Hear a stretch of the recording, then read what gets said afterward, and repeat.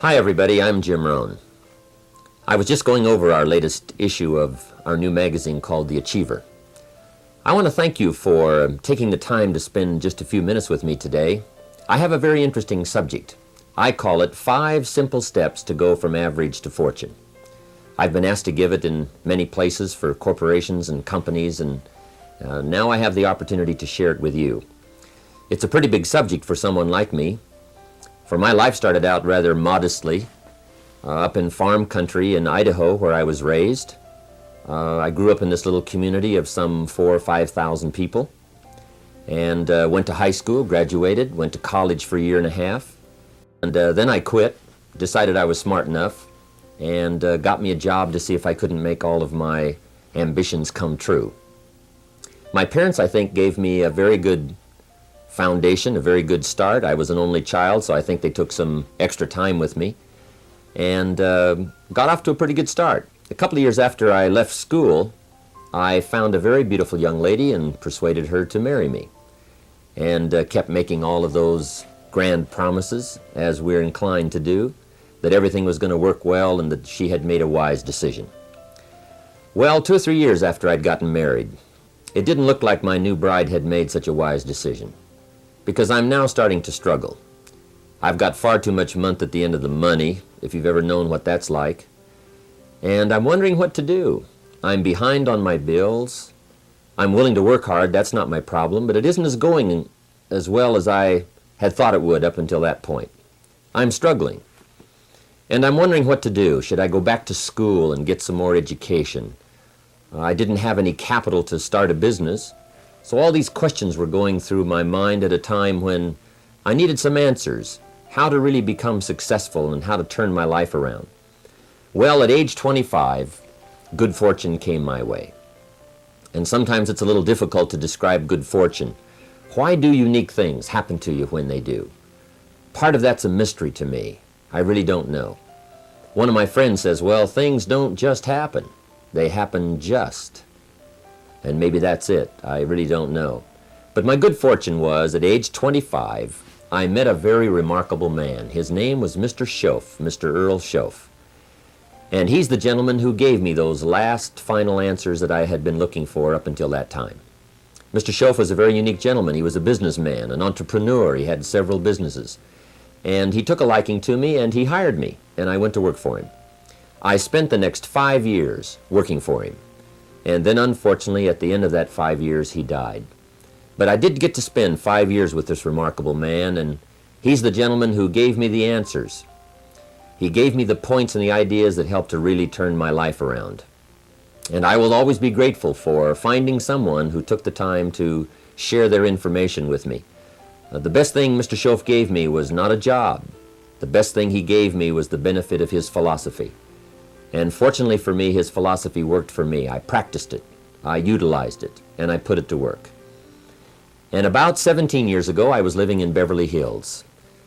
And I was going through all the notes that I'd gathered up during that 5-year period. And the idea came to me, why not share these ideas with other people? I've used them to change my life. Things have worked out well for me. I wonder if others might find them interesting.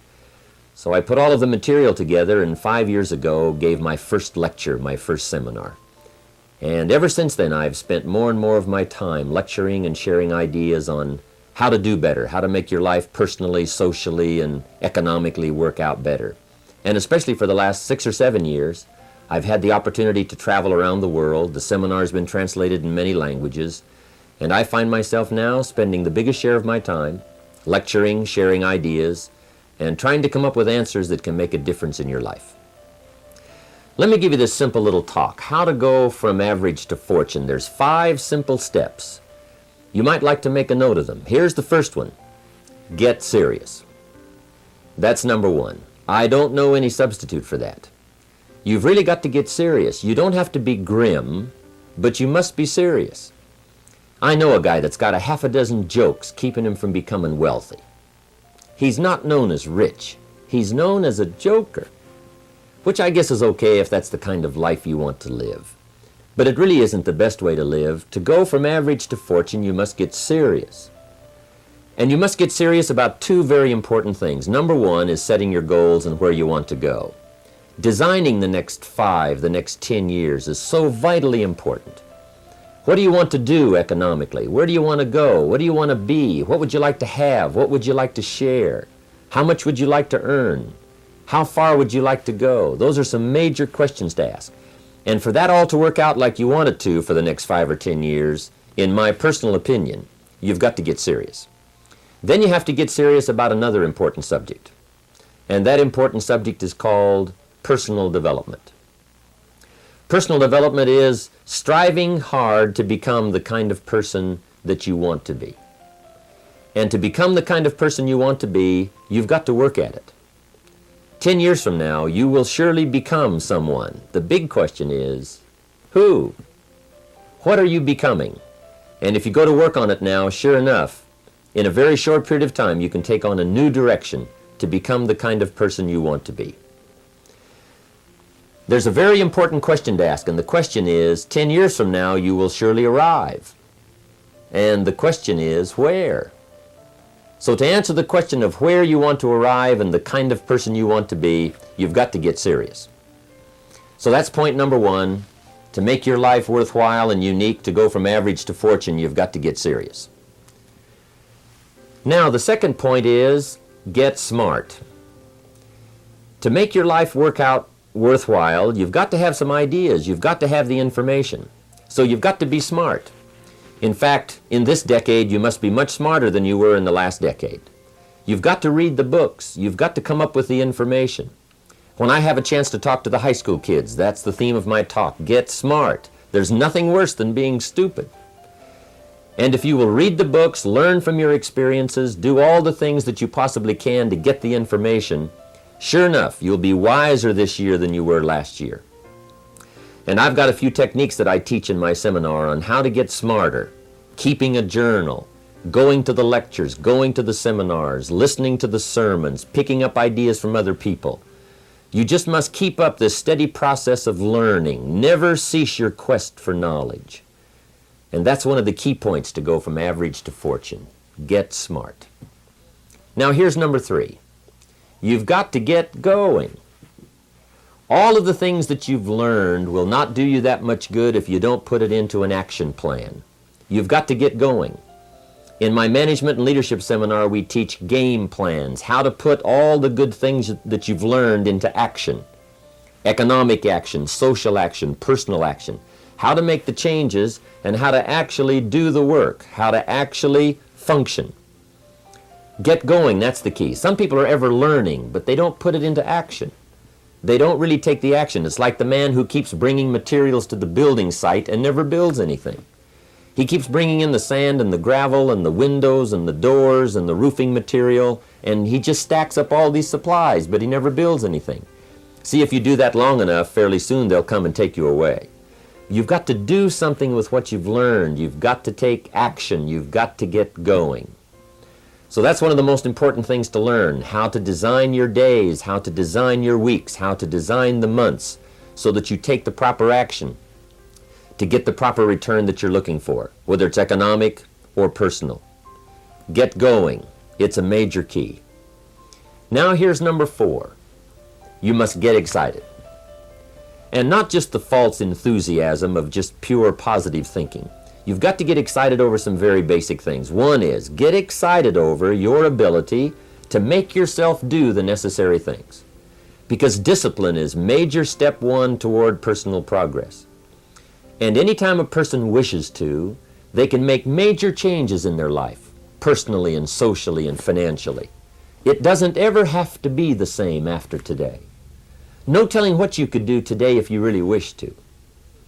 The act of murder is a clear indication that a person in one drastic act can forever change the course of their life. It just happens to be in the negative direction.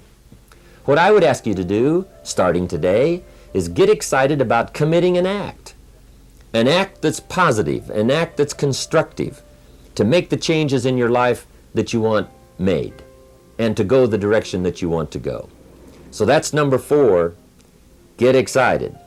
Get excited about your potential. Human capacity is usually never the problem. Little children can learn several languages. We can learn to do the most incredible things. All we need to do is take the time to do it. So it's not a matter of capacity. It's a matter of judgment. It's a matter of excitement. It's a matter of will. And it's a matter of wanting to bad enough. So it's pretty exciting to know that any day you wish, you can change your life. Any day you pick out, you can make major changes. It doesn't ever have to be the same again. And that's exciting. Knowing that intellectually and personally, you can actually do the things that will make major changes in your life. That's number 4. Here's number 5. Number 5 is get away. I have found, especially in the last 15, 20 years, that there's an important thing called life balance. You've got to learn to get away. You must learn to get away and be alone. Learn to get away and reflect. Learn to get away and learn how to live as well as how to earn. How sad it would be to learn how to earn well but not learn how to live well. You must balance your life. We teach something, especially in my staff, I teach something called lifestyle. Lifestyle is how you learn to live your life. Some people have money, but they don't even know how to spend it. They have time, but they don't know how to spend it. Some people are successful, but they don't know how to spend their success. They don't know what to do with it. They don't get joy from it. Rather, they get animosity. A father takes $5, crushes it, and throws it at his son and says, if you need it that bad, take it. Now, it's the same $5, but instead of dispensing it with joy, he dispenses it with animosity. That's the difference in not knowing how to live. It's called lifestyle. Then you've got to take time to cultivate good friends. You've got to take time to be with your family. You've got to take time to be with the people who are important to you, designing your life in those respects. Get away. Take the time. Reflect on your life. Recharge your batteries. Do some growing away from your enterprise. Then when you come back to your enterprise, after you have taken this time to balance your life, you will find that on the job, working on your enterprise, things will really go much better. So those are the 5 simple steps to go from average to fortune. Get serious, get smart, get going, get excited, and get away. I hope those points will be valuable for you as you consider them. And I want to thank you for giving me a few minutes of your time to spend just a little time with you. I would invite you to come and attend my seminar. If I get a chance to see you there, I'll be happy to meet you. We usually have several hundred to 1,000 people attending the seminar, and I'd love to have you. I think I have some interesting things to share about life and about economics and how to do better. I've learned a lot these last 15, 20 years, and I've capsulized it in one evening. It's from 7 to 11. It's 4 hours of some very interesting material, and I think you'd find it exciting. I've got some ideas to share. I don't claim they're right, I just claim they're my ideas. But if you'll take the time, if you'll spend an evening with me, I think you'll find it rewarding. And I want to thank you for giving me this few minutes of your time. And for you giving me some of your time, I would just like to sincerely share this with you. Do not walk in front of me. I may not follow. Do not walk behind me. I may not lead. But walk beside me and be my friend. Thank you for listening.